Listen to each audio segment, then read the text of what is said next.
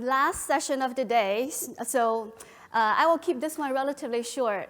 This actually is a last-minute itinerary change. I meant to be in London tonight for a major corporate event, but eventually we worked out with my boss. I delegated up to Jimei Essing to go to London, attend and receive awards on Asia's behalf. So I'm here because I'm very into learning as a lifelong learner, and today content's great. I already taken down great notes.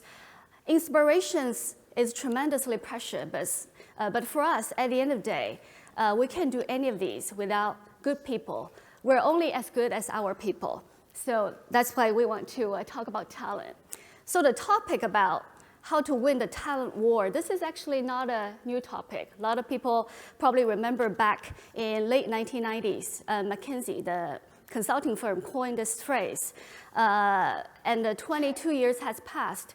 Of course, attracting good talent is always a challenge. Development and retaining them is always a challenge. So what's new here? In our current operating environment, because of increasing complexity, and early this afternoon, Mark opened the event by saying so many changes, right? We have economically a lot of movement in our environment. For example, China-US trade war still going on, Brexit, a lot of uncertainties. There are elections coming up in Asia. So all these actually require us as event organizer to be very agile, be able to adapt. And we need great talent with new skills to do that. And in terms of our social environment, we have young buyer, we have younger workforce. The latest new hires, I just signed a bunch of contracts in Hong Kong. They were born after 2000, right? So I remember years ago, I was in Seoul for UFI Conference, talk about Gen Y, Gen Z, I'm obviously Gen X. We are having, people born way after the millennials. They have very different needs. So how to actually attract them to our organization so our trade shows stay relevant, that's really, really key. So for me, the reason I want to talk about talent is in my former role and a new role, this is always the most important focus for me. This keeps me up at night because we want to build a team that's not only can deliver successful trade show projects for the calendar year, for our 3-year plan. We need a team that can really future-proof our business. And the talent is a key to all of us in terms of competitive advantages. So moving forward for us, Informa, coming together, we already have a great team in Asia, but there is a lot we need to do to really further improve. And this is an interesting study I've recently looked up. It's actually done by the business school in Riyadh. They have done this study for 6 years across all the continents, all the countries. I just took some of the screenshots from them. So this is based on the Talent Competitiveness Index. It basically looks at the local education systems, the regulatory environment, the business landscape, whether you are open to join new talent or more enclosed, and also whether the companies, the business culture over there embrace diversity. So in terms of country, I'm very happy to see Singapore actually consistently for 6 years ranked number 2 in global index. But after that, we also have a lot of Asian countries are pretty high on the list. Japan actually is ranked the 2nd highest in our Asian countries, 22nd globally, and followed by Malaysia, Korea, and China. China's not that high on the list because although China excels in growth, draws talent, but there are other regulatory environment and openness that needs further improvement. But there's also a city dynamic here. You will see the list is quite different. Actually, in the top 10 list, only one Asian city made to the ranking is Seoul. But after Seoul, actually, I saw Taipei, Singapore, and Tokyo actually ranked number 19, which is why today we have full house here. And Hong Kong, where now I'm based, number 27th. All these winning countries and cities in terms of being able to draw a lot of talent in, they share a few common characteristics. they have the education systems that not only known for good schools, but they are practical. They actually bring up good talent that's highly employable by many industries. And the local regulations, especially in terms of employment policies, strike a good balance between being flexible and also sufficient social protection. So all that come together. And the most important of all, when I went through this very thick report, talk about diversity. And diversity for us in this new age is absolutely an important topic. And there are various definitions of diversity. The one I like the most is diversity is really the art of all of us thinking independently together. Imagine, we have this room, and today all of you represent different organizations running B2B, B2C, different events for different verticals. We all think independently when we watch these presenters tell their stories. But we don't have enough of you in one organization, in one company. But by bringing in people, by building a culture of diversity, immediately brings us advantage commercially. One is, these days, developing new projects is always about partnerships. A culture embrace diversity help us to engage new partners and integrate successfully. But also innovation, what we just saw in terms of festivalization, a lot of it requires people to really think out of the box and be brave enough just to speak up and to try it. And if it may not work, let's continue to improve on it. So all these are very relevant. So now all of our peers look at combined Informa UBM team, tend to say, well, you guys are largest. That's why today I don't actually use the traditional corporate template because actually that sort of presentation is boring. What we really want to discuss is share topics close to our heart. Although we are in scale larger, but we have the same set of challenges you do. In terms of management talent, in the larger organization, sometimes you would think we tend to recruit people maybe from larger multinationals with better business planning skill, presentation skill, language skill. But internally, recently come together in the management meeting, we discussed this. The consensus really, we actually want people who are much more entrepreneur. And we want to keep that spirit within a larger team very much alive. Because our industry requires a lot of changes. So we are staying ahead of the industry development. UBM has a principle. Now Informa, I believe we're carrying that forward, called the Be Bold. And Amazon has, Jeff Bezos has created this leadership principle, which I really like. Essentially it says the same thing. Be right, but mostly. So we want executives who don't really become sort of 9-to-5 lifestyle executive, who don't want to take the risk, just try to live and work comfortably. We want senior managers who are willing to take a risk, initiate something, try it. If it doesn't work, we go back, try to fix it and redo it. So that's the type of spirit we really need. And it's okay. Even for me, even for Jimei, I'm sure he'll admit, over the years, we've made a lot of decisions, but not all of them are 100% right, hindsight. But we make sure most of them are right, and we learn from our lessons. But of course, down to project level, down to frontline, the needs for talents may vary, depends on the scenario. If you are launching with association, maybe you will need people with very versatile communication skill, even cross-cultural experiences if this is a cross-border project, etc. So a lot of these come down to what type of people in our hiring philosophy that we look for. I'm actually advocate for our HR team to really look outside our industry. There are many success stories within Informa and UBM. Later during our break and our cocktail, I'll be happy to share. Myself is also an example. And I believe 3 key qualities that if you can find in a candidate, the chances are this candidate will be a winner for the longer term. One is the curiosity to learn and a fast learner. I found that the best managers, as they grow, they're always the one can quickly pick up new concepts and they can adapt to problem solving.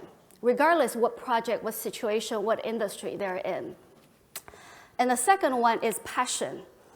We already learned from Reed success. You can tell the passion, the commitment behind all these words. If you have the right level of energy, this person can make a difference. And that's really key. And that's not something you can train. You have to basically feel the energy feel when you actually interview and have a chat with a candidate. And the third one for us, very key, is of course communication, but in a way, be able to independently communicate, voice out your opinion without just follow. Because in Asia, we have a practical challenge. In Asia, the power distance in our head is very wide versus our peers in North America and in Europe. We tend to follow what the boss says is the direction, is the right thing to do. But now we want more young people to speak up. So this is a harder one, but we can always spot a few who had that spirit that will make the difference for us. So then in terms of attracting good people outside the industry, this is very difficult because exhibition to a lot of young talent is perceived as a traditional industry, sell square meters, and not so cool. So what we are starting to do is really look at our potential new hire, that talent pool, as powerful consumers. So how you sell to a consumer, like some of these live events, you think about the value proposition. We think about that to our B2B customer, but we don't really put that as a priority in terms of hiring process. What value we propose to our potential new talent, new hires? Deloitte has an interesting study every year on millennials. And one finding consistently coming out is interesting. You would think young folks will say, when I look for a new job, the most important thing will be compensation, benefits. But actually, that's only 43% in terms of the ranking of importance. The number one now coming out among the young people, they say purpose. I know the word was mentioned earlier. So what they meant is the younger people, they feel their work environment, of course, they're very much linked to the work environment, but they also feel they're linked to the wider society, the wider world that we operate in. So they want to have a sense of achievement that we're creating something of value to the community, to the industry we're serving. So on that, actually, Informa and UBM, we are starting to not only just to do sustainability for the sake of sustainability for our annual report, we actually start to develop a lot more on-site. For example, we have sustainable lunch sponsor, we have a green energy partner, recycle partner, but also in eventing, when we do the annual planning, to do 3-year planning, we want the team to sit down and actually talk about what is our purpose. And that eventually get the team to really think hard enough to reach a consensus on that purpose. That purpose actually really engages our hire, and more than that, when we conduct our satisfaction survey, there is a visible linkage to NPS score. The events with stronger purpose, the NPS score actually is consistently higher. Another thing for young people is the structure. For a company getting bigger like us, this is actually getting very challenging. Our structure getting too complex. 2-3 weeks ago, I was in Miami. We have Informa internal management meeting, had this intense discussion among just 24 very senior managers. What I was delighted to hear is legacy UBM and Informa colleagues were there debating interesting topics as why we're becoming so bureaucratic. So I think that's a great reflection because it's easy to do that. You have one layer of global exhibition, you have another group layer, you have another division, hence more reporting. But the consensus we have arrived at is we don't want to go that direction. We want to simplify. And Charlie made that very clear at the end of the meeting is we will stay away from bureaucracy, from these lengthy processes as much as possible. Of course, there are always some degree of processes in a larger company, but we want to keep the structure flat. So the younger people feel you can hear them, they feel their idea get implemented fast, and you can make decisions fast without asking for all the rubber stamping. So that's key. And the other thing is we want to incentivize people to take initiative. So right now, there are 2 new ones we just issued internally. One is cross-selling. So normally, a lot of international organizers do want people to cross-sell, but team local might be dragging their feet because you need to learn about different market. There are different set of customer objections. And how much commission you can really get. The manager may not be even that motivated. So internally, we have a new system come out, fairly creative, basically giving both teams sufficient revenue credit on cross-selling. It's done in a smart way without people can gaming the system. But another thing we noticed that we draw people in because our ability to structure internal joint venture very fast. Probably some of you are very close to UBM learn we have this term called IJV. We have internal ICM agreements. I think it's fairly unique in the industry how this is operated.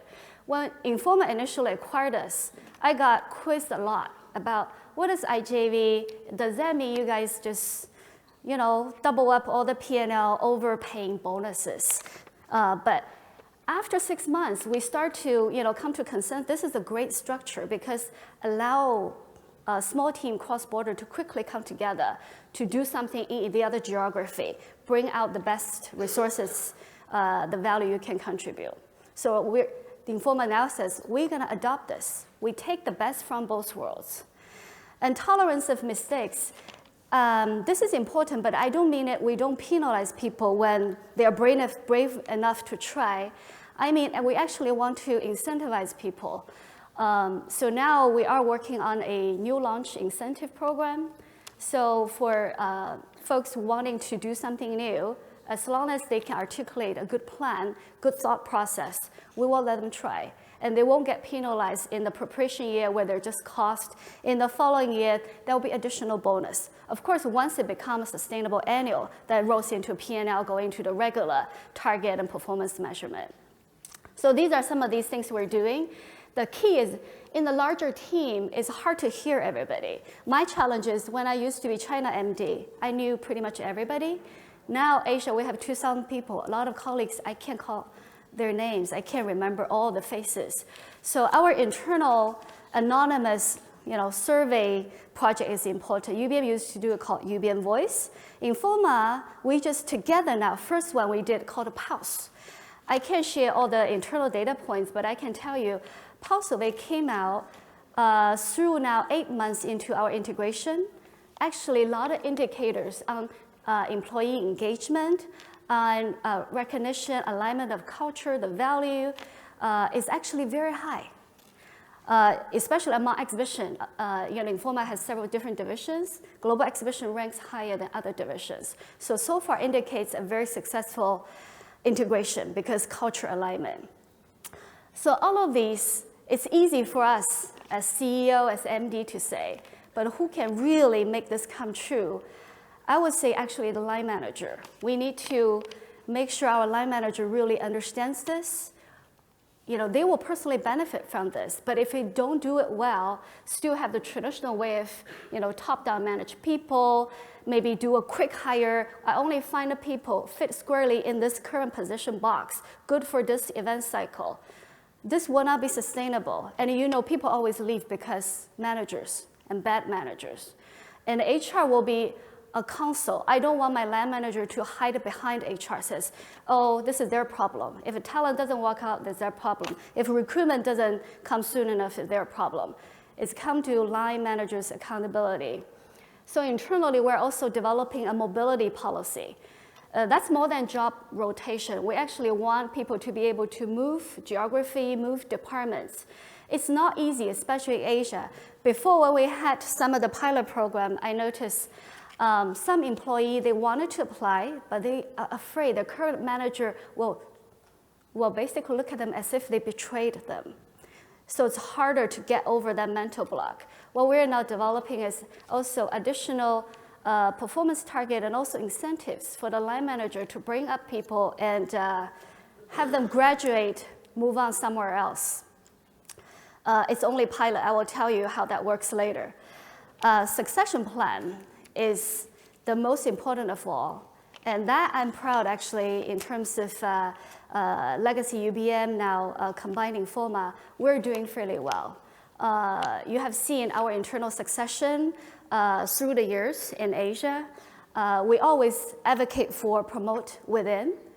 Although always good to have fresh eye, but there's a certain degree risk for a certain type of position. So a lot of companies say that we want to promote within, but only half of them actually really do it. Because this is not easy. This requires company to have an ecosystem where, willing to mentor, the manager have big enough heart to actually feature the youngsters in all the internal, external important meetings, not just take the trophy, the limelight for themselves. But we will continue to do so. I always tell all my managers, my peers, the reason I've been successful in my career, actually not because I'm ambitious. I never wanted to be CEO in my life. I never thought I would be MD either. But Mark knows me very well. What I always did that sort of paid off very well is every single job in different industry I worked. The first day I joined the company, I started to look around for my successor. I can tell you the first day in my UBM role, I actually thought about my successor. That's why I brought somebody not from the industry, groomed for 8 years, and she's doing the same. And this is actually a win-win strategy for all of us. If the successor works well, internal there opportunity, you will be the first one to be considered. In this case, happened to me. If for some reason there external opportunity, you leave extremely well, right? You have a great reputation, and you have a sense of pride, bring up very competent young people. So I advocate for that. If you haven't thought about this, I'm sure you have, but make more effort into this. So the war, after 2 decades, continues, it's changing. Our emphasis now is not about recruitment for today, it's recruitment for tomorrow. So the mindset has to be a bit different. It's also more about development now. Young people, when I talk to them in interview, they will say, well, this is all very interesting. Your projects are very cool. But can you tell me what will that bring me in the longer term? How can I grow in this environment? So investment in continuous training and coaching and mentorship program is really, really key. In addition to UBM's very famous Marketing Academy program, we're now rolling sales championship. We have a lot more cross-border learning opportunities coming up. All that require investment. And working for PLC, I can tell you, is not easy because we always have to grow, improve margin, but there are ways to do it. If you really focus on it, it will pay back. I will make sure, one is, we make sure there's a certain amount of budget carved out for this, but also, the other thing I now actually mandated to my management team is we want to keep the corporate center really small. I mean, the managers not directly with P&L and frontline responsibilities. Keep that team small so you can allocate more resources, more budget to learning and development of young people for the future. And try to hire some people for their potential. Oftentimes you see young people, they're great, they fit all other criteria, but they don't know the trade show industry, or maybe they don't know the sector of this particular show director profile try to hire. But sometimes you want to bring a couple of these. Maybe as a mentee, management trainee, I always build pipeline, have a couple of them mature. Take 1 or 2 event cycle for us to learn events. Events actually not that complicated. But once you have good people and mentor them, and they will be the future leader for all of us.